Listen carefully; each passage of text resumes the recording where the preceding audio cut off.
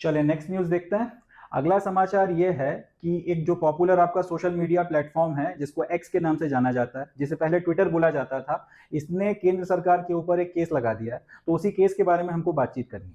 है। X bracket में Twitter challenges content blocking order by the government. तो इन्होंने जो केस लगाया है, बेसिकली वो लगाया इसलिए है, इनका कहना यह है कि जो सेंट्रल गवर्नमेंट है और जो स्टेट गवर्नमेंट है, ये जिस तरीके से आपका प्लेटफॉर्म के ऊपर कंटेंट को ब्लॉक करने के ऑर्डर्स इशू करते हैं, ये तरीका सही नहीं है। अब वो क्या तरीका है वो अभी हम लोग आगे डिस्कस करेंगे, मगर सबसे पहला इनका कहना पॉइंट ये है कि भैया ये जो तरीका है वो मैनर या फिर वो पूरा आपका जो प्रोसीजर है जिसकी मदद से ये लोग हमको हर कभी नोटिस भेज देते हैं कि फलाना कंटेंट जो है आपके प्लेटफॉर्म के ऊपर ब्लॉक कर दो, इसको हटा दो, ये तरीका ठीक नहीं है। पहली बात तो इन्होंने ये कही है। दूसरा इनका कहना यह है कि सरकार ने एक जो नया सहयोग पोर्टल लॉन्च किया है, अभी हम लोग डिस्कस करेंगे कि सहयोग पोर्टल क्या है, मगर फिलहाल इतना समझिए कि ये पोर्टल है। तो इनका कहना यह है कि ये जो नया सहयोग पोर्टल सरकार ने लॉन्च किया है, ये पोर्टल एक सेंसरशिप पोर्टल बन के रह गया है, क्योंकि इसकी मदद से होता यह है कि जितनी भी सरकारी एजेंसीज हैं, केंद्र सरकार से लेके आपका एक लोकल पुलिस थाना तक जो है, जितनी भी आपका टॉप से लेके सेंट्रल गवर्नमेंट से सबसे लोएस्ट अगर आप बात करो तो जो पुलिस स्टेशन तक जो है, इसके भी कर्मचारी ट्विटर को या फिर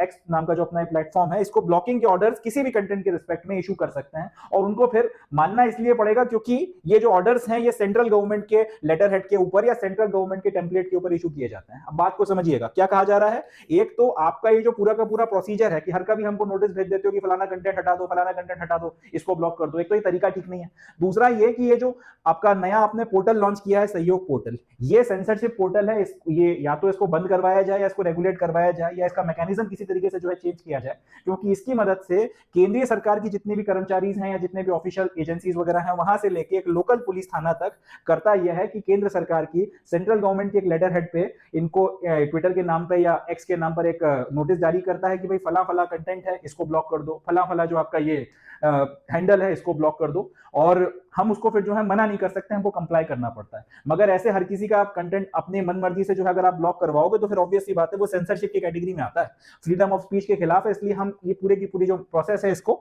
स्यू कर रहे हैं और इसको लेते हुए इस पर्टिकुलर बात को रखते हुए उन्होंने कर्नाटक का जो हाई कोर्ट है उसमें केस लगा दिया।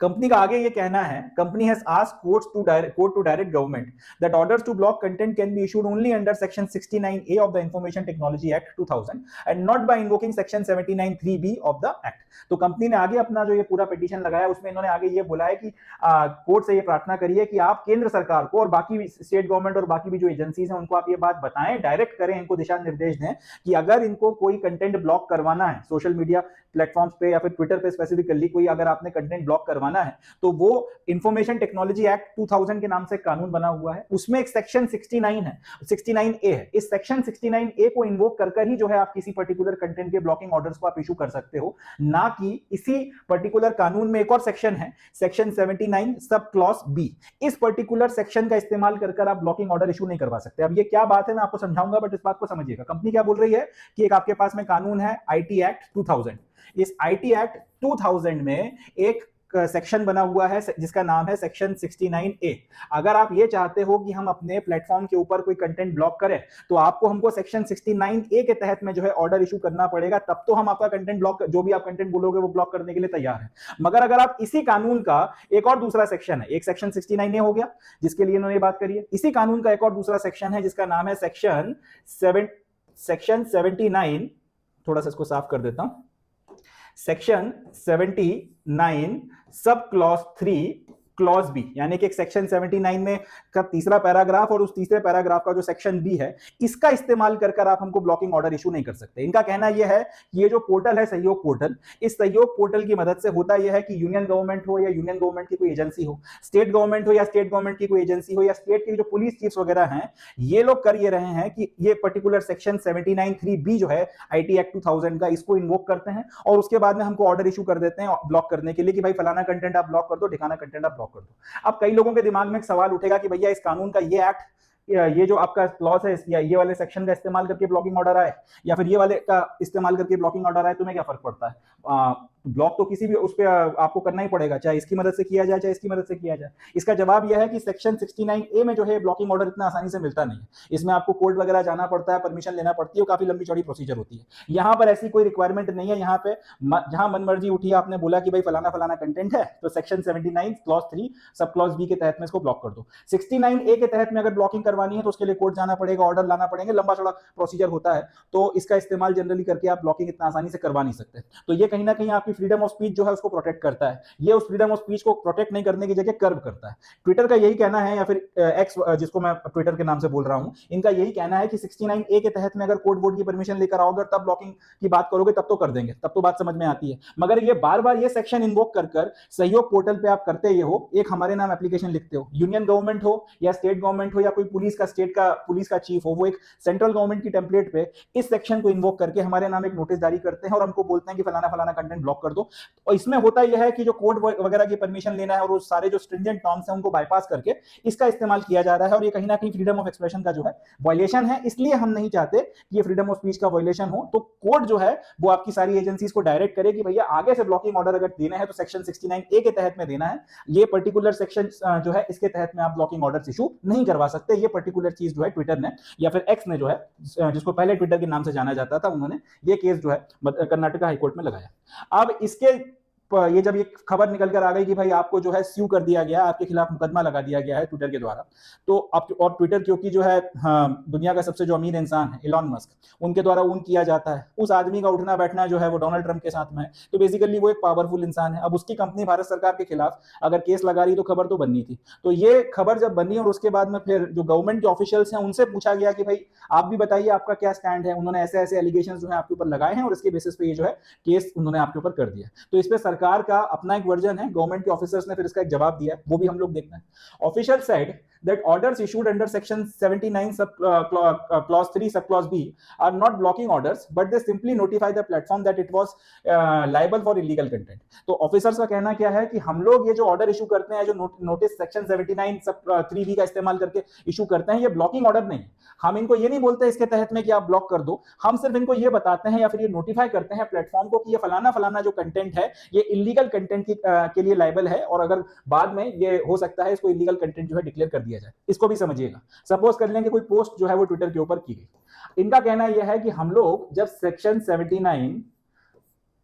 Sub clause 3 sub clause B के तहत में नोटिस इशू करेंगे कि फलानी फलानी पोस्ट जो है इसको, ये जो फलानी फलानी पोस्ट जो है ये हटा दो। ट्विटर वालों का कहना यह है कि इसका इस्तेमाल करके ये बोलते हैं कि इसको हटा दो। सरकार के जो अफसर है इनका कहना यह है कि हम इनको ये नहीं बोलते कि इसको हटा दो, हम ये बोलते हैं कि ये हो सकता है इलीगल कंटेंट की कैटेगरी में आ जाए, ये हो सकता है इलीगल कंटेंट की कैटेगरी में आ जाए, तो इस को थोड़ा सा जो है आप फ्लैग करके रखो, कल को दिक्कत हो सकती है। आगे ये लोग बोलते हैं सेक्शन 79 exempts in intermediaries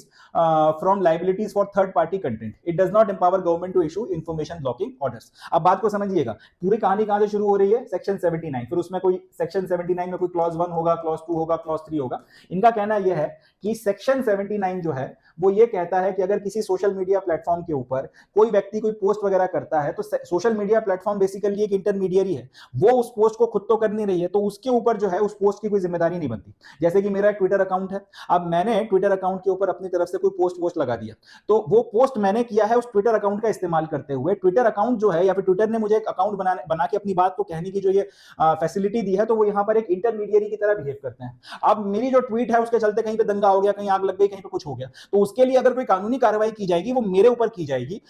वो इनके ऊपर नहीं की जाएगी। इस तरीके का प्रोटेक्शन जो है सेक्शन 79 ने दे रखा है। बात को समझिएगा, क्योंकि मैं अगर देखें अपनी छत पे खड़ा होकर चिल्लाऊं कि यहां आग लगा दो, वहां आग लगा दो, फलाना ठिकाना, तो 5 लोग सुनेंगे, 10 लोग सुनेंगे, 50 लोग सुनेंगे। मेगाफोन लेके अगर खड़ा हो गया तो हो सकता है 100-50 लोग सुन लेंगे, उसका उतना इंपैक्ट नहीं आएगा। बट सपोज कर लें कि मेरे अकाउंट की फॉलोइंग मिलियंस में है और उसमें मैंने कोई इस तरीके की प्रोवोकेटिव बात कर दी, तो वो बात फिर कम से कम 10 लाख लोगों तक, 20 लाख लोगों तक, जितनी भी मेरी रीच है उतने लोगों तक जाएगी, वो जो है ज्यादा खतरनाक हो सकता है। तो हो ये रहा था कि इस तरीके का जो कंटेंट था जिसके चलते कहीं पर कुछ कुछ दंगा फसाद हो रहा है, सारी चीजें हो रही हैं, उसके लिए उसके चलते आपकी जो है सोशल मीडिया कंपनी भी जो है लपेटे में आ रही थी। अब सोशल मीडिया कंपनी वालों का कहना यह था कि हमने तो सबको भाई देखिए अपनी बात रखने का प्लेटफॉर्म दे रखा है, अब कौन क्या बात कर रहा है उसके लिए हमें तो आप किसी तरह से जिम्मेदार ठहरा नहीं सकते, इस बात को भी कंसिडर किया गया। इसके चलते ये सेक्शन 79 बनाया गया। सेक्शन 79 में यह कहा गया है कि अगर किसी सोशल मीडिया प्लेटफॉर्म के ऊपर कोई आदमी अपना कुछ कंटेंट लिखता है, डालता है, तो उसके लिए जो सोशल मीडिया प्लेटफॉर्म है या फिर जो इंटरमीडियरी है, ये किसी भी तरीके से आपका किसी तरीके से लाइबल नहीं होगा उस कंटेंट के लिए।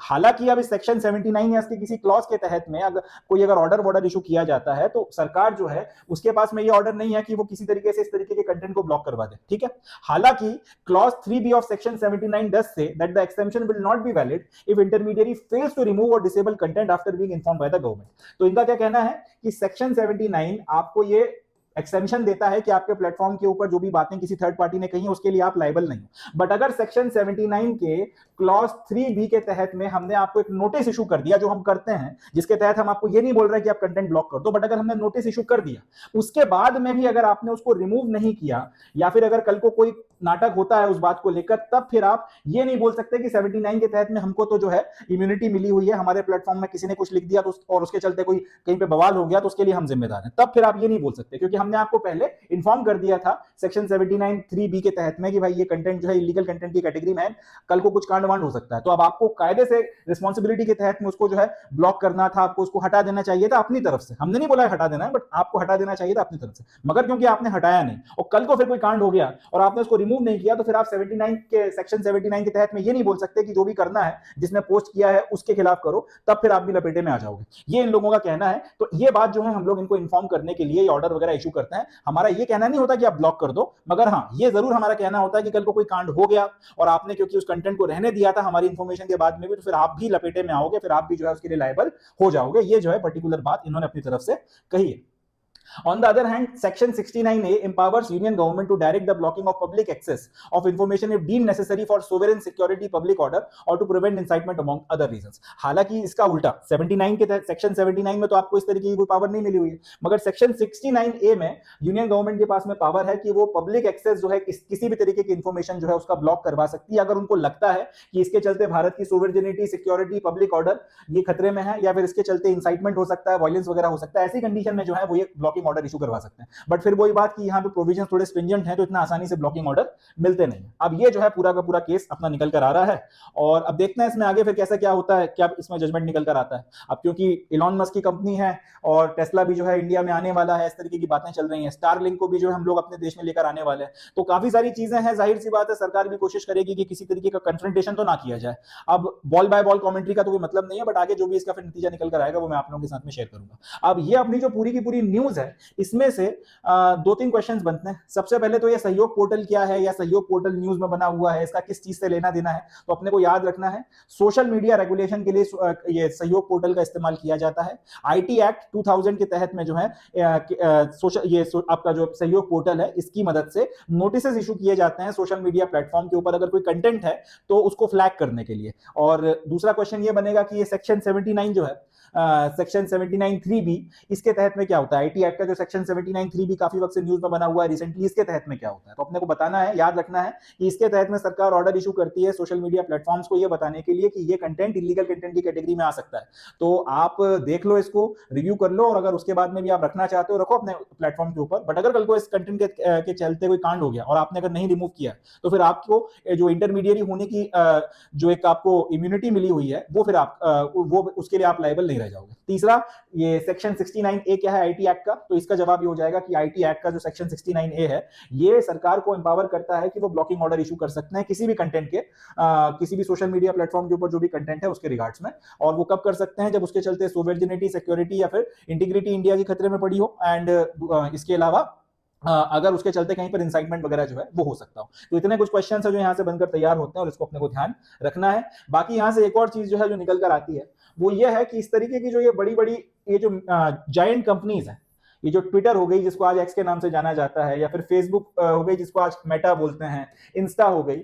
इस तरीके की जो ये कंपनीज हैं जो ग्लोबली काफी बड़ी कंपनीज हैं, अब ये डायरेक्टली जो है कहीं ना कहीं कन्फ्रंटेशन में आ रही हैं। डोनाल्ड ट्रंप के केस में हम लोगों ने देखा था, जब पहली बार वो राष्ट्रपति का इलेक्शन हार गए थे, तो उसके बाद यहाँ पे कैपिटल हिल जो है इनकी संसद वगैरह, कैपिटल हिल, वहां पर काफी वायलेंस हो गया था और उसका जिम्मेदार उनको ठहराते हुए उनके सारे सोशल मीडिया प्लेटफॉर्म्स जो हैं उनको ब्लॉक कर दिया गया था, वो अपनी बात ही नहीं कह पा रहा था। तो कहीं ना कहीं सरकार को एक कुछ इस तरीके का मैकेनिज्म बनाना पड़ेगा कि कल को अगर इस तरीके की कोई सिचुएशन आ गई तो ये ना हो कि ये जो आपके बड़े बड़े आपके जो सोशल मीडिया प्लेटफॉर्म्स हैं ये अपनी मनमर्जी करने लगे, सरकार की बात ना माने और इसके चलते एक अनार्की की स्थिति हमारे देश में क्रिएट हो जाए। क्योंकि ट्विटर पर जब से एलॉन मस्क ने ट्विटर को खरीदा है और उसको एक्स नाम दिया है, उसके बाद से उसने कई जो देश हैं वहां पर अपनी ट्वीट्स की मदद से उथल पुथल तो मचाया, इससे इनकार नहीं किया जा सकता। ब्राजील के सुप्रीम कोर्ट के चीफ जस्टिस और वहां के प्रेसिडेंट या उनके प्राइम मिनिस्टर के खिलाफ उसने खुलकर ट्वीट्स किए थे। इसी तरीके से जो लंदन है या जो इंग्लैंड है, इंग्लैंड के प्राइम मिनिस्टर के खिलाफ, जो अभी कियर स्टारमर के नाम से जो प्राइम मिनिस्टर है उनके खिलाफ उन्होंने काफी ज्यादा ट्वीट्स वगैरह किए थे। मतलब पॉइंट यह है कि आदमी फिर खुलकर बोलता है, अपने ओपिनियंस को जो है फिर वो छुपा के नहीं रखता, अगर वो विरोध करता है तो खुलकर विरोध करता है। अब कल को हमारी सरकार वगैरह जो है उसके साथ इसके मतभेद हो जाए तो पता चला मोदी जी के खिलाफ ही अगर खुलकर ट्वीट करने लगे और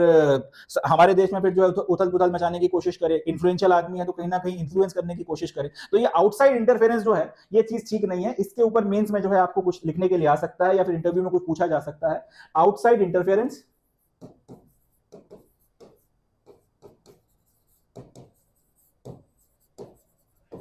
और ये जो बड़ी बड़ी आपके जो सोशल मीडिया जायंट्स हैं, इसका सरकार के ऊपर, देश के ऊपर, लॉ एंड ऑर्डर के ऊपर किस तरीके का असर वगैरह पड़ता है, इस पर थोड़ी आपको रिसर्च करनी चाहिए। इसके ऊपर एक अच्छा आंसर जो है या अच्छे पॉइंट्स वगैरह जो है आपको तैयार करके रखने चाहिए। आईटी एक्ट जो है 2000, इसको आप जो है कोट कर सकते हैं, किस तरीके से ये केस पूरा का पूरा बना है, इसमें से कुछ आप पॉइंट्स वगैरह उठा के कोट कर सकते हैं, तो एक अच्छा आंसर जो है आपका बनकर तैयार होगा। इसके ऊपर ऐसे भी लिखने के लिए आ सकता है, तो थोड़ा सा इस पर्टिकुलर मैटर के ऊपर आपको रिसर्च करनी चाहिए, ये मेरी आपको एक सलाह है। चलें, that's it from this news. अब हम आगे बढ़ते हैं, नेक्स्ट न्यूज देखते हैं।